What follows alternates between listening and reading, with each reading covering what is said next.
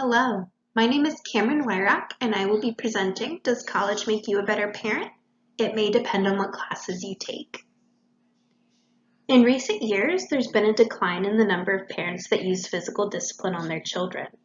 Many researchers have found evidence through the use of longitudinal studies that suggest negative outcomes for children who physical discipline was used on.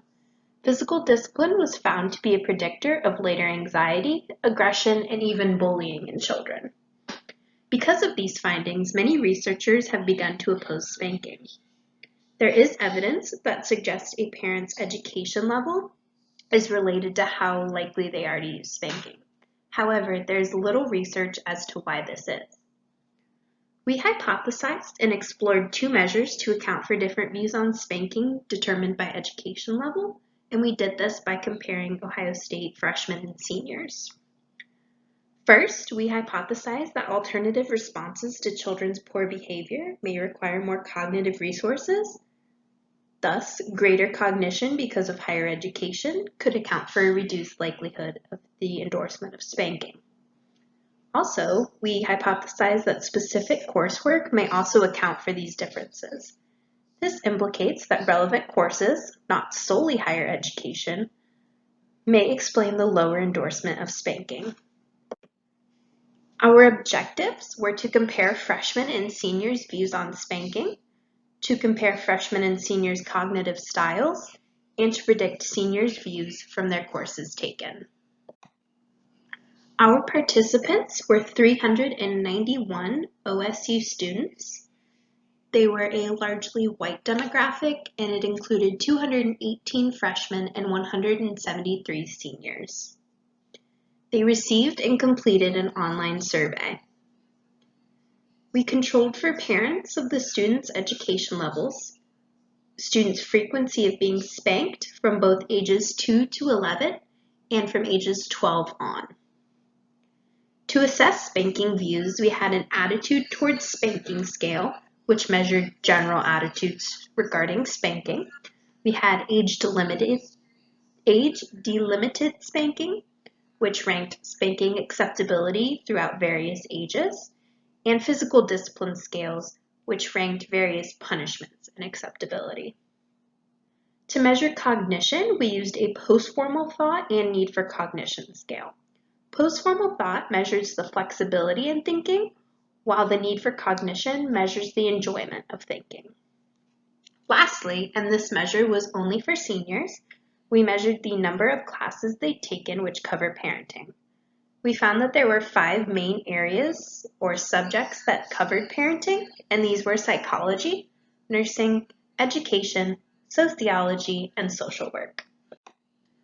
We first compared freshmen and seniors' background variables. We found seniors had parents with higher education levels, and we controlled for this.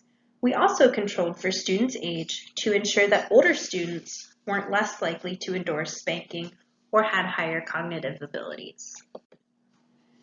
In regards to freshmen and seniors' attitudes towards spanking, we found that freshmen were more likely to endorse spanking on all measures except for the spanking of infants. In regards to freshmen and seniors' cognition, we found that seniors scored higher on the need for cognition scale, but they did not score higher on the post-formal thought scale. And in regards to seniors' coursework and views on spanking, we found that the number of courses covering parenting predicted students' attitudes towards spanking. This means that the more courses that they had taken relevant to parenting and parental discipline, the lower their spanking endorsement was. In conclusion, our hypothesis that seniors would endorse spanking less and have a higher cognition level were confirmed. This suggests that enjoying thinking more may explain endorsing spanking less. Senior-specific courses taken relevant to parenting predicted spanking beliefs more than their need for cognition.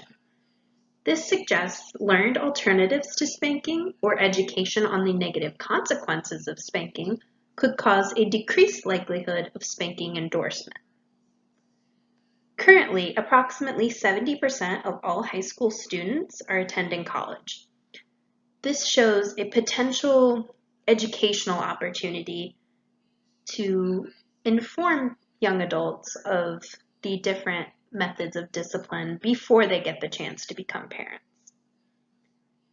And I just want to emphasize that this is only a correlational design, so we are not trying to imply causation. However, our findings could suggest that relevant coverage of parental discipline is a way to promote alternatives to physical discipline. And the last thing I would just like to say is that in the bottom right corner is my contact information. Once again, my name is Camryn Weihrauch, and I can be reached at weihrauch.14@buckeyemail.osu.edu. Or feel free to reach out to my advisor, Dr. Virginia Tompkins, at tompkins.73@osu.edu.